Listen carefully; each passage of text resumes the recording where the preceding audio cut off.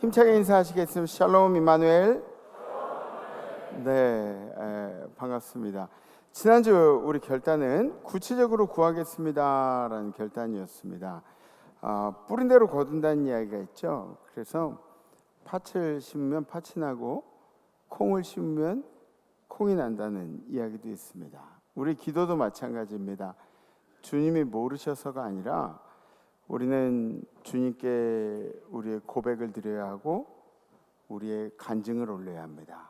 그게 주님이 우리에게 원하시는 일이십니다. 그래서 성경에 보면은 주님의 기적을 경험한 사람들이 주님께서 다시 고백을 요청하시는 경우가 있어요. 혈루병 여인 같은 경우에도 내 능력이 나갔다, 누구에게 나갔느냐 그러면서 물어보시기도 하고, 베드로에게는 일부러 고백을 하시게 만들기도 합니다. 그 이유가 뭐냐면 교회는 성도들의 고백 위에 세워집니다. 그리고 교회는 성도들의 간증으로 인하여서 단단해지게, 견고해지게 되는 것입니다.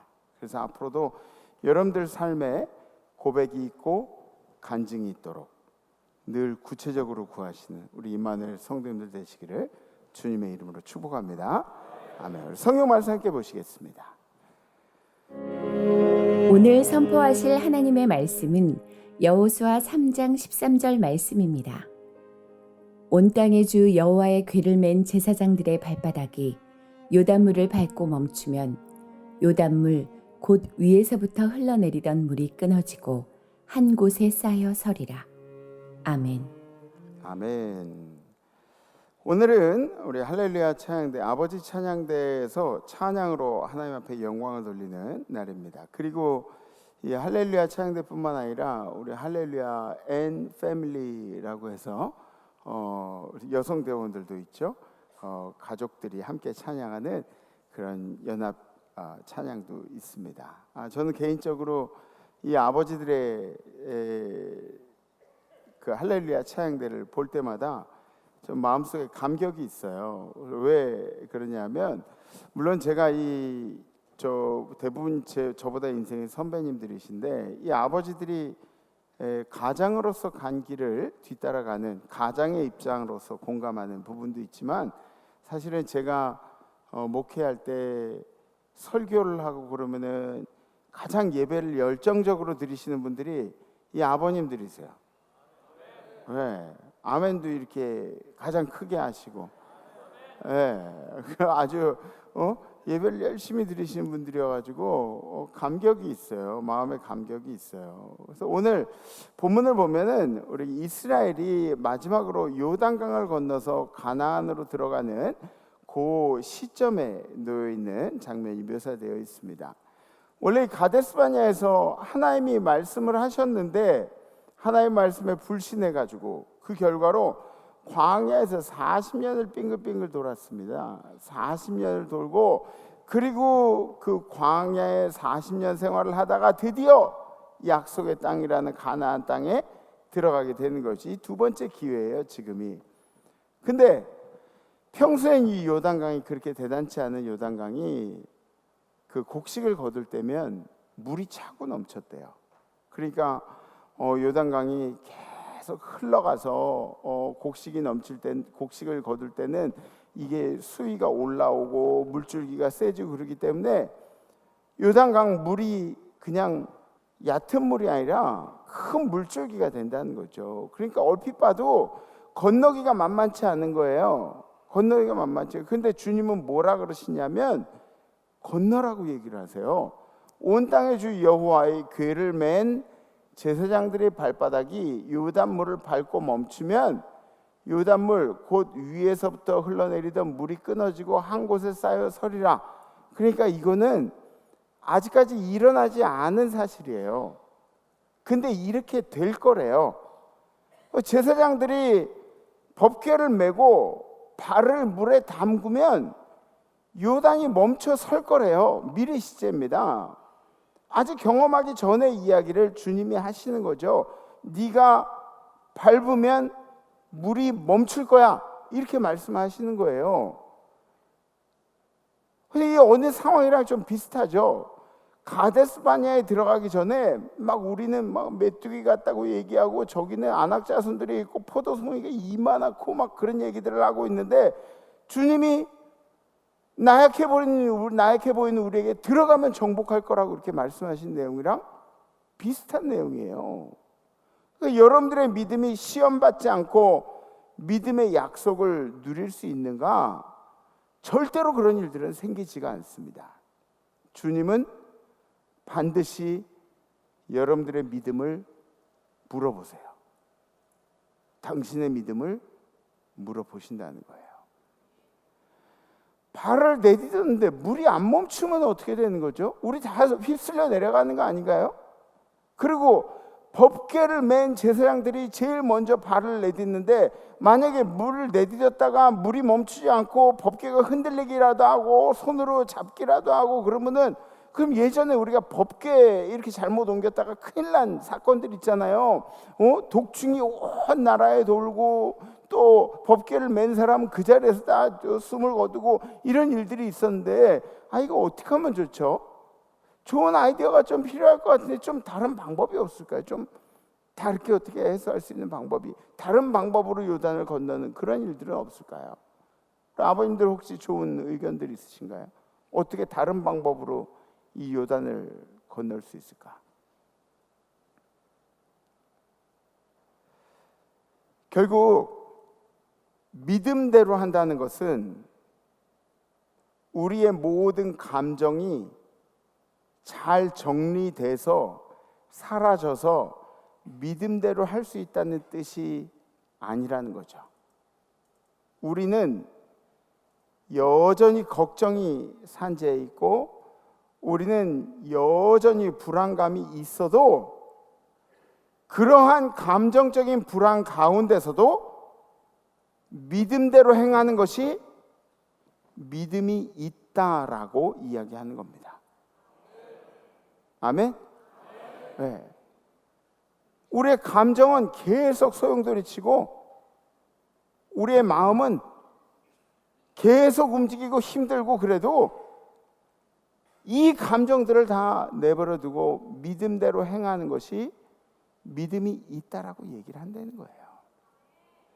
이때 제사장들의 감정은 어땠을까요? 제사장들의 감정, 이 법궤를 메고 제일 처음 발을 내딛어야 하는 제사장들의 감정은 첫 번째 불안과 긴장감에 있었습니다. 아무래도 가장 먼저 떠오르는 생각이 뭐냐면 만약에 멈추지 않으면 어떻게 되는 거지? 그렇게 되지 않으면 어떻게 되는 거지? 이런 불안감이 이제 컸을 거라는 거죠. 눈앞에 흐르는 요단강이 쫄쫄쫄 시냇물이 아니라 이렇게 큰 강이고 사람도 떠내려갈 것 같은 그런 강이 됐는데 과연 이게 멈출까? 긴장감이라는 게 생깁니다. 그리고 그 기적이 일어나지 않으면 어떻게 될지 모르는 불확실성 속에서도 계속해서 발을 내딛어야 하는 것이 이 제사장들이 해야 하는 일들이었습니다. 예수님도 십자가를 지실 때 그런 불안감과 긴장감에 대해서 표현을 하신 적이 있죠. 주님, 이게 너무 쓴 잔입니다. 제가 마시지 않을 수 있다면 이 잔을 내게서 옮기시옵소서. 그러나 아버지의 뜻대로 하겠습니다. 불안감과 긴장감 속에서도 이 제사장들이 해야 하는 일들은 요단강에 발을 담그는 일이었다는 거죠. 두 번째, 책임감과 사명감이 있었습니다. 법궤를 맨 사람들이 누구냐면 그 시대의 리더들이에요. 이스라엘 리더들, 제사장들이라는 것입니다. 이들이 가지고 있는 책임감은 단순히 내 목숨을 살리고 말고 이런 문제가 아니에요. 내가 죽고 말고 이런 문제가 아니라 공동체적인 사명감을 가지고 있었어요. 공동체적인. 그러니까 우리가 믿음을 보여줘야 한다. 주님이 말씀하신 대로 우리들이 해내야 한다. 뭘? 믿음대로 순종한 것을 우리 후손들에게 보여줘야 하고 믿음대로 행하는 것을 우리 후손들이 봐야 한다. 이런 마음으로 이 사명을 감당하게 되는 거죠. 마지막으로는 세 번째, 희망과 믿음의 결단이라는 것이 마음속에 있었습니다. 걱정은 되지만 사명감을 앞세워서 우리가 이 요단을 건너게 되지만 우리의 궁극적인 동기는 뭐냐면 희망이라는 겁니다. 희망. 우리 민족의 희망, 우리 가족들의 희망, 이것을 위해서 내가 이 사명을 감당한다는 그런 희망을 가지고 감당하는 거죠. 여러분들 불안감 속에서도 주님이 나를 붙들어 주실 것이다, 나를 위해서 주님이 해 주실 것이다, 이런 믿음을 가지고 희망을 붙드는 믿음으로 요단을 건너게 되는 겁니다. 많은 사람들이 이제 고비를 만나면 어떻게 하냐면, 인생의 고비를 만나면 많은 사람들이 이 절망 가운데 붙잡혀 가지고, 그래서 우리가 가지고 있어야 할 희망들을 다 내려놓는 그런 일들을 해요. 절망 가운데서 희망을 붙들어야 되는데, 요 경계선 사이에서 절망으로 떨어지면 나락이고 희망으로 가면은 그 힘이 생기는 건데, 희망을 붙들고 그러고 이겨내야 되는데 절망 가운데로 이렇게 꼬꾸라지는 일을 우리 고비에 놓인 사람들이 대부분 하고 있는 짓이라는 거죠. 근데 우리 믿음의 사람들은 어떻게 돼요? 희망을 붙잡아야 돼. 희망을 붙잡아야 된다는 거죠. 그 용기를 누가 주시느냐? 그 용기를 누가 공급을 해주시냐? 바로 우리 주님께서 공급해 주시는, 주님이 주시지 않으면 우리 이성적으로는 말도 될 수 없는 일들을 지금 하고 있다는 거예요. 오늘 우리 아버지 찬양대에서 찬양을 하시는데 제가 오늘 본문 생각이 났습니다. 우리 아버지들이 누굽니까? 우리 아버지들은 가정의 제단을 쌓는 가정의 제사장들이에요. 아멘? 그렇다 그래서 뭐 집에서 우린 예배 안 드리는데 이런 거 얘기할 필요가 없어요. 그런 것과 상관없이 가정의 제사장인 거예요. 가정의 어떤 고비를 만나고 요단을 만날 때 법궤를 메고 가장 먼저 발을 내디뎌야 하는 사람들이 아버지들이라고요.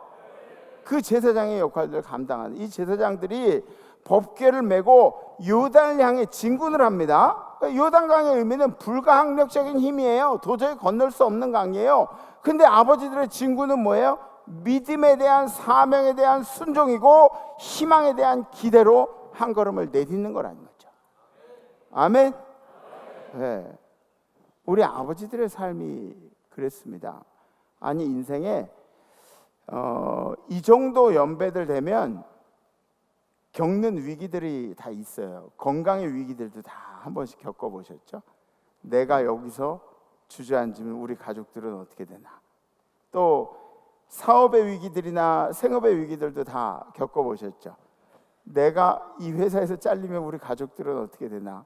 또 내가 지금 뭔가를 이렇게 잘 하고 있는데 이 사업이 망하면 어떻게 되나?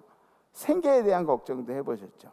근데 이런 불안과 긴장감 속에서 우리의 가장 큰 동기부여가 됐던 게 뭐죠? 아버지들? 가족들이죠. 가족들. 당연히 가족들이죠. 가족들이 있기 때문에 그래서 이 고비들도 넘어가고 다시 놓았던 희망의 끈도 붙잡을 수 있게 되고, 뭐 불안과 긴장감 그 속에서 요단강을 밟을 수 있었던 것도 가족들이 동기부여가 됐기 때문에 그렇습니다. 우리가 사실은 자식들에게 무시당한 때도 가끔 느낄 때 있죠, 그죠? 가끔 뭐 애들 하는 얘기 못 알아듣고 그럴 때 무시당하고 뭐 그런 것도 느낄 때도 있고, 시집장가 가면 다 지 새끼들 먹여 살리느라고 막 신경 안 쓰는 그런 것도 느낄 때도 있고, 또 자식들만 그러는 것도 아니에요.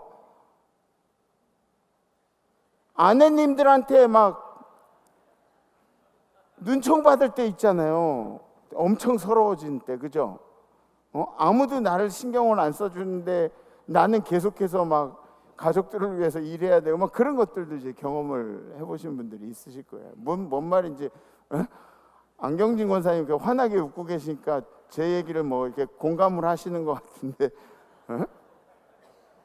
그런 일들이 있어요. 그래도 우리는 가정의 제사장으로 늘 법궤를 메고 요단강에 발을 들이는 그런 사람들이라는 거죠. 그리고 우리가 이런 책임감으로 공동체 리더로서 멈추지 않고 임마누엘 교회의 찬양의 리더로서 또 우리 가정의 예배의 제사장으로서 일들 멈추지 않고 감당했던 것입니다. 그리고 그러한 우리의 몸부림은 믿음의 고백 위에 믿음의 고백뿐만 아니라 희망의 기대감으로 그런 일들을 감당할 수 있었다는 겁니다. 아버지들은 이제 가족밖에 없죠. 그것이 하나님이 우리 아버지들에게 주신 사명이고 요단강을 밟아야 되는 이유라는 거죠. 그래서 이렇게 믿음으로 사명감으로 살아온 아버지들의 찬양이 오늘 주님께 드려지게 됩니다. 오늘 이 기쁨의 찬양이 주님께만 영광이 되기를 간절히 소망합니다. 그래서 찬양할 때마다 아마 여러분들 깜짝 놀라시고 이것이 할렐루야 찬양대인가? 그리고 깜짝 놀라실 거예요. 박수 열심히 치시고 또 주님께 영광 올려드리시고 그렇게 기쁨을 함께 누리시고 또 이번 주 결단 이런 겁니다. 아버지, 부모님과 행복한 대화를 나누겠습니다. 그래서 그 중에는 난 아빠 없는데 그러시는 어르신들도 계시겠지만 그런 분들이 자식들하고 좀 대화를 나누시고 또 자식들은 부모님 마음을 행복하게 하는 그런 대화들로 가득 채우시는 그런 한 주 되기를 소망합니다. 그래서 결단 되시는 분들은 가슴에 손을 얹으시고 우리 함께 기도하겠습니다. 주님 감사합니다. 오늘 우리 가족을 향해서 가족을 위해서 열심히 달려온 가정의 제사장들이 하나님 앞에 찬양의 예배를 올립니다. 주님께서 이 찬양 가운데 함께 하시고 주님이 유일한 관객이 되셔서 주님이 기뻐하시고 주님을 기쁘시게 하는 찬양만 임마누엘 재단에 있게 하여 주시옵소서. 이번 한 주는 우리가 부모님과의 또 자식들과의 행복한 대화들을 꿈꿉니다. 하나님 잘 참고 서로를 이해하고 수용하고 사랑하고 받아주는 그런 대화들, 행복한 대화들이 우리 가정 안에 있게 하여 주실 줄 믿습니다. 감사드리며 우리의 찬양의 제목이 되신 예수 그리스도의 이름으로 간절히 기도하옵나이다. 아멘.